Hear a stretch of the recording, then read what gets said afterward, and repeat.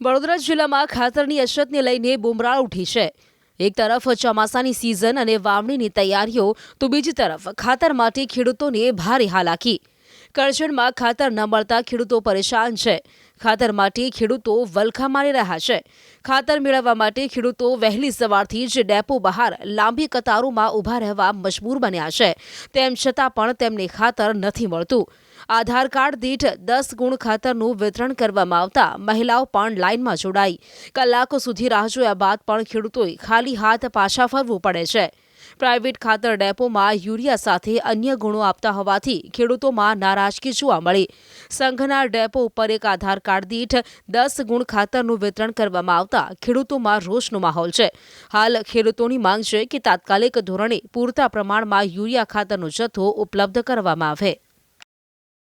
ખાતર લેવા આવ્યા છે, 2 દિવસથી ધક્કા ખાઈ છે। કાલે 6 વાગે આવીને બેઠેલા અમે લોકો, ઓછામાં ઓછી 150 થી 200 લોકો હતા અહીં। એમાંથી 50 લોકોને મળી, બાકીના અમે ઘેર જતા રહ્યા। અત્યારે 5 વાગે આવીને બેઠેલા છે અમે। દુકાન 9, 9:30 વાગે ખુલી।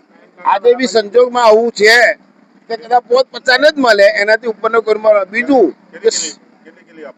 ગઈકાલે બે આધાર કાર્ડ પર 20 ગુણ આપતા હતા, આજે 5 મગજમારી કરી તો આજે 10 કરી છે। બીજું કે સરકારી સંઘ છે તો ખાતર ફાલવાની ઓછી છે અને પ્રાઇવેટ જે છે ને ત્યાં ટ્રકો ઊભી છે। આ કિસાનો જોવે છે, બિચારા કિસાન બિચારો જ રહ્યો, ગરીબડો રહ્યો।